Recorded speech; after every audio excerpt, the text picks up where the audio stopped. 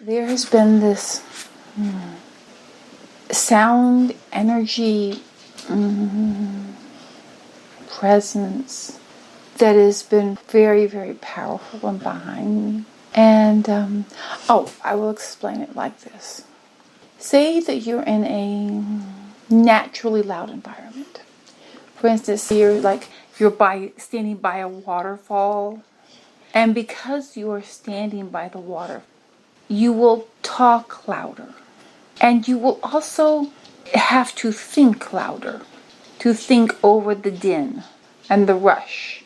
If you want to think about something other than the waterfall and just be in the presence of the waterfall, if you want to think of anything like, say, where you want to go, what you're going to have for dinner, if you were standing by the waterfall, you decide to think other thoughts, or talk about something else with someone else that's not related to the waterfall.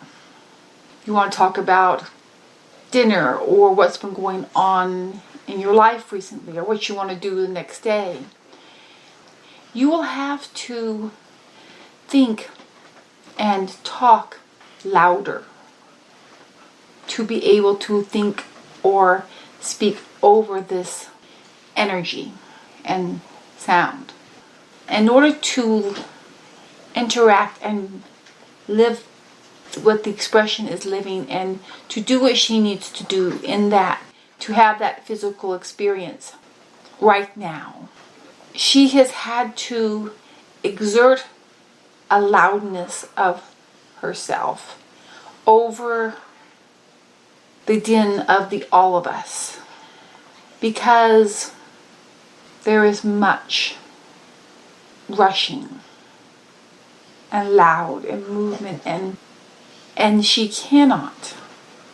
There is so much and so many and so everywhere, and it's so much that she cannot contain that in a physical expression. And in what she is needing to do day by day, such as getting up, fixing breakfast, taking care of the pets, finding little expressions of creativity and joy and light, it takes a lot of loudness in her thoughts and loudness in how she is speaking.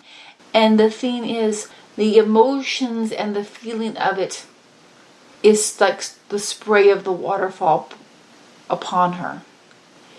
It is not something that she can truly ignore. So she is still feeling, we will call it emotions and the energy of it all, while she is trying to do sweeping the floor, folding the clothes.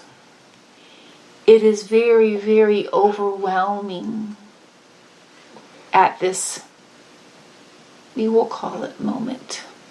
Though it is long, it is not like a few seconds. It's like it is a continuing experience that she is having. But in the all that she is, it is but a moment. But in this moment, it is of intensity. In this moment of intensity, it is very hard for the expression to be able to breathe and be in the humanness. And she is overwhelmed by the spray and the roar. And it is a difficulty. It is not that she keeps saying, but I feel sadness. I feel sadness. Why am I feeling this sadness? I'm overwhelmed by sadness. It is not really the sadness that she thinks it is, or she's afraid that it might be. It is that she is there in that limitedness, and she is not able to be here in the fullness of this, of which she would truly like to be. But she knows the importance of being there where she needs to be. So it is like she is at Niagara Falls, but she has to look through a hole at the bottom of a styrofoam cup. And it's like she wants to put the styrofoam cup down and really enjoy the full because she's still getting wet. She can still hear the rushing, but she can only see it through the bottom of a hole in the styrofoam cup. And it's frustrating and annoying, and it's like, no, I want to put the cup down and just do and be. And she can't. And so that is what she is feeling. That is what it is that she is experiencing right now. It is more difficult for her as the divine is moving more fully into and through all things, because her divine nature is pounding at her. And she does not know. Let me see if, no, that's not correct. This is a hard thing, because this is a weaver's thing, and there is not a human concept of this. It is like the weaver, there is a knowing, seeing, moving, inspiring. It is like a life moving with knowing and seeing, and that where you are going, and that where you have been, and that's what you are. She is having problems in the conceptualizing of how to be her in the fuller expression of God in this darkness, because there is still darkness, but she is very, very grated, irritated, cannot be in the presence of it. There is no what is that word? Compromising. There is no she can have no compromising of herself and divinity in the presence of that which is not divine. And so it is like a very, very irritated scratchingness. It is like the darkness that is there, that which is not in line with divine. It's like if she was trying to sleep on what do they call those green scratchy pads that you use to wash dishes with? I do not know what they're called. Those green scratchy abrasive pads that you use to wash dishes with. It is like if you had pajamas made out of those green scratchy pads and you tried to sleep, and it was like there was nowhere you could turn, nowhere you could move, that it would not be annoying and frustrating, and you could never sleep like that. And so that is like she's constantly trying to push away and get away from that scratchiness so she can just have a little relief. And at the same time, the fullerness that is of her is roaring in around her. And the two are not compatible. And she is intersecting between the two. And so she is interpreting this as that even when she is doing something that she finds enjoyable, there is this irritation and uncomfortableness that she cannot get away from or quiet down. And she is now saying, well, can we quiet it at least when I try to sleep? And it is, I'm sorry. No. I am sorry. We cannot quiet it down, because it is not what you are experiencing there. Or energy levels like they talk about, that can be just adjusted or realigned.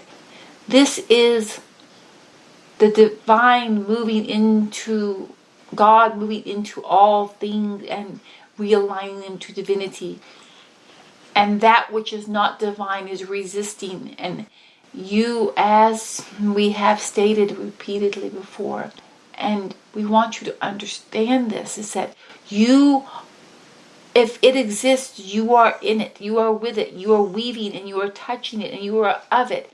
So therefore, as that which cannot be compatible with each other is intersecting, you intersect with it. You cannot not intersect with it. If you are not touching it, then it will not if you're not interwoven with it. If you are not interwoven with it, then it does not exist. So if it exists, you're interwoven with it. And as before those that, we're trying, yes, we'll see this way. This is not, okay, we know that you're people of definitions and exactness. We cannot do that very well here. We are going to give as best as we can do with what we have to work with. As those that are moving, aligning with moving into the singularity, meet with that which is divine. You are still, the fullness of you is still woven into them. It does not go away. And so you are feeling we're saying words to her and she is hesitant to use them, but we're telling, go ahead and use them. Ripping, shredding of that which will not return to divinity. And she is feeling, you are feeling this because you feel and are connected to all, and that is your nature. Even though you are living as an expression in a small form and are not connected to consciously and aware of all of this, you are feeling the reverberations and hearing the sounds. Even though you have but a pinhole to look through at this present time, you will still feel the spray of the water. You will still feel the thundering of the falls around you. Not just hearing the sounds, but feel it moving and pounding through. So that is what you are feeling. And there is no way to lessen it. For even if we were to find a way to put on headphones, you feel it in your very soul. You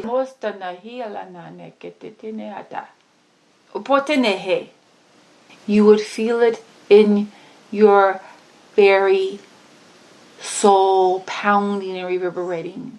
And it would actually cause you more discomfort if you were not aware of where the pounding was coming from. If you hear the sound while feeling the pounding and the spray, it is more comforting than to have the wetness and the pounding without with limiting it even more than it already is. There is going to be you have acclimated yourself into the darkest of the dark. There you will, even though many would say you have not done very well in acclimating, you actually, considering where you came from, you have done tremendously well at acclimating into this darkest of the dark.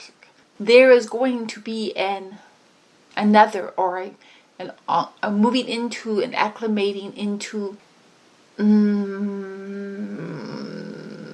new experience that will be going in the universe of the souls. And as God moves through the universe and the soul of the souls in the fullest sense and realigns those that cannot realign, will go into the singularity. This will be an uncomfortable and rumbling time for you. When it has been completed and then the rumbling ceases, it will be like a great storm has passed and the air will smell wonderful and everything will be clean and brilliant and radiant. And that is what is going to be where you're moving through into, and you're in right now. You're moving in. We are not to the point where you're at the radiant part. You're in the storm part right now.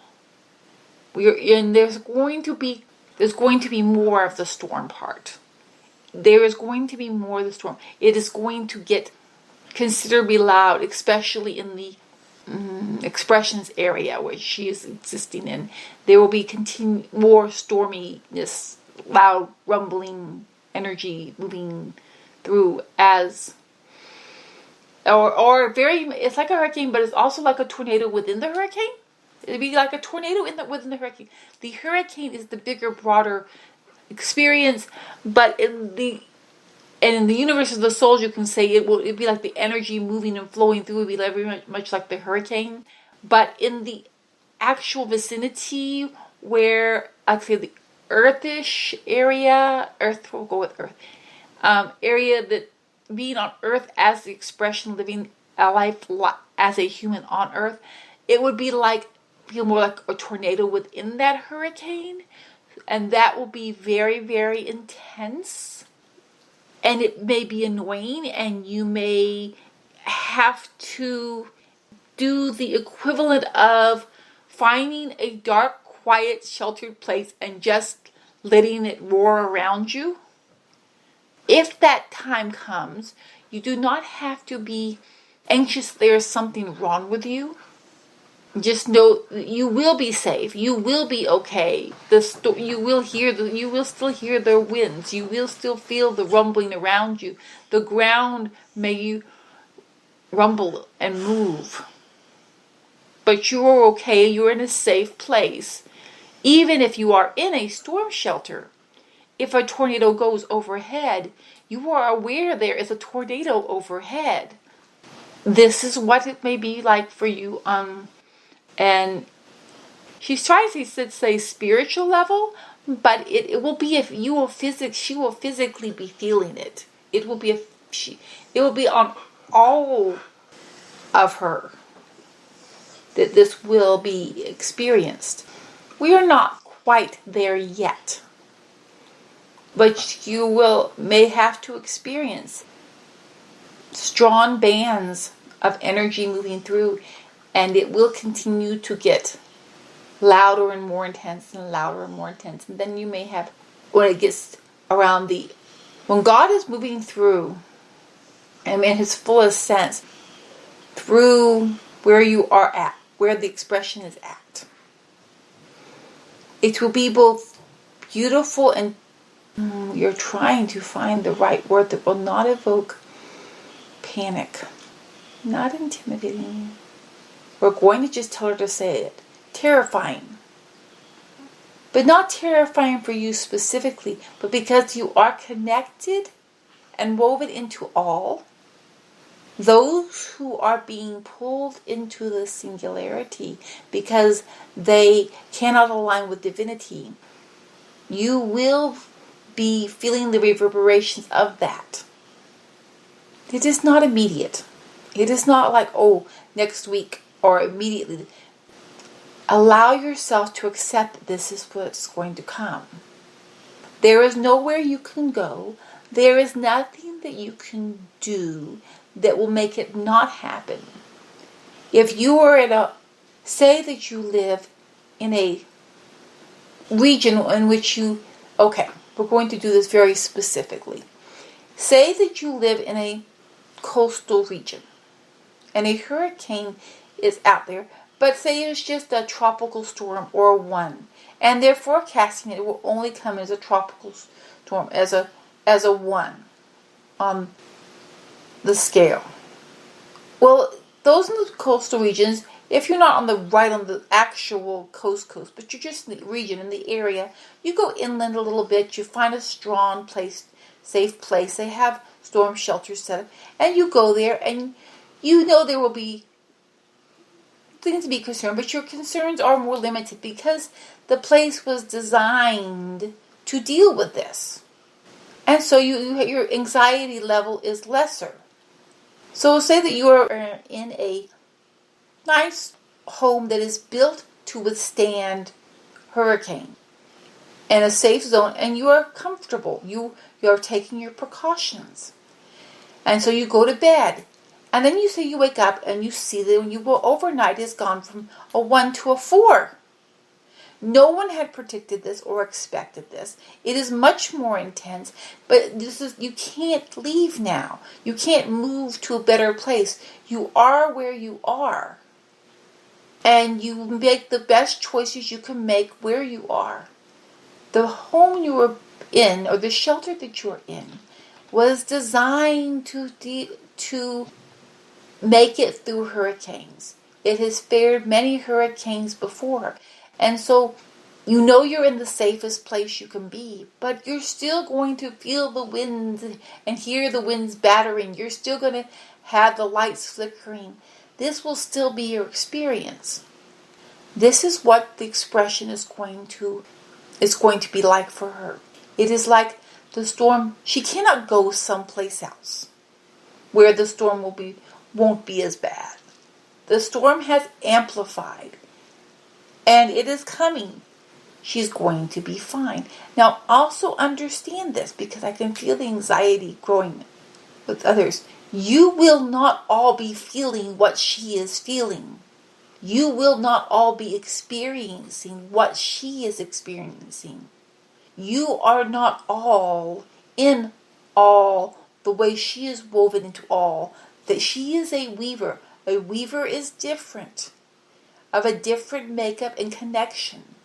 So do not worry that what I am saying is going to be her experience, is going to be everyone's experience, and become fearful of this.